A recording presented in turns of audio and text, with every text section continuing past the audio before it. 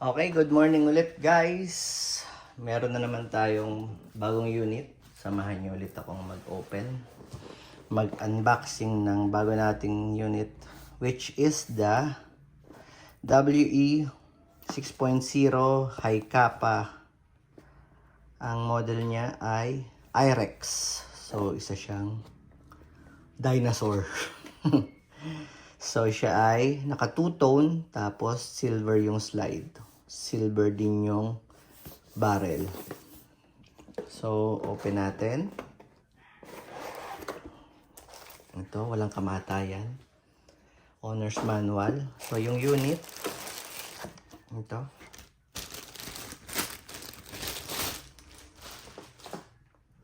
So, sa box may kasama siyang metal magazine. May kasama siyang ito mga ano ba to? Tornilyo. Mga screw.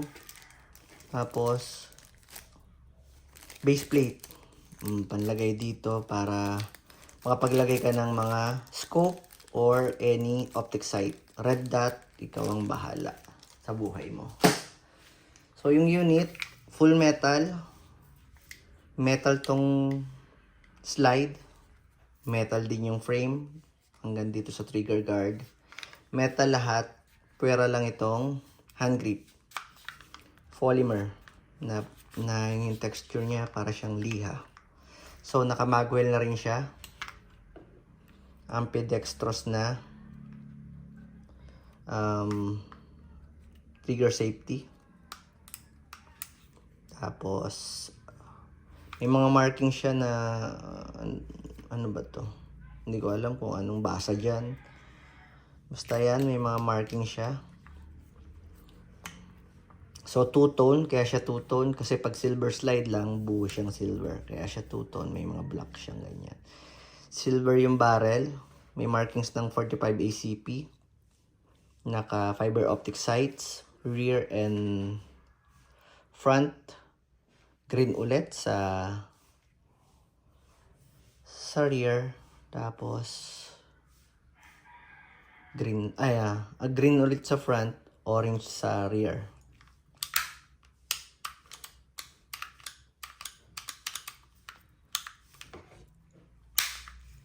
So meron siyang ganito. Kasama rin to sa ano hindi mo siya makakalabit pagka hindi mo to diniinan. Kasama sa features niya. So, ano pa ba? Ito, meron siyang threaded din yung outer barrel niya. For suppressor, silencer, tracer. Tapos, meron na rin siyang railings dito. For attachment, pwede mo siyang lagyan ng laser at flashlight. Naka-magwell. Full metal. Mabigat to. So, firing natin. Okay, tayo ng konting gas. Upside down.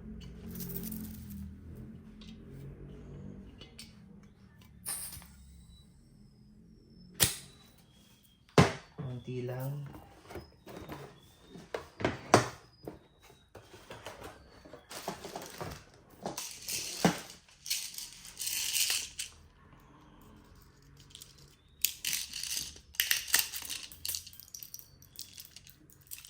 Tatlo lang. Nalaglag yung isa eh. So, pasok natin.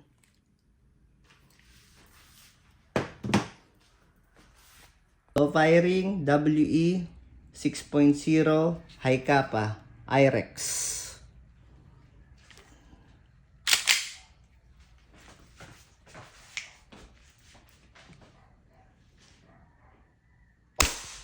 Ow! Malakas ang putok nito. Punyeta, nagulat ako. So, mag-open. Pag wala ng bala. Mag-release. Release ng magazine. Tapos, baba lang natin yung slide. Yun lang. Thank you.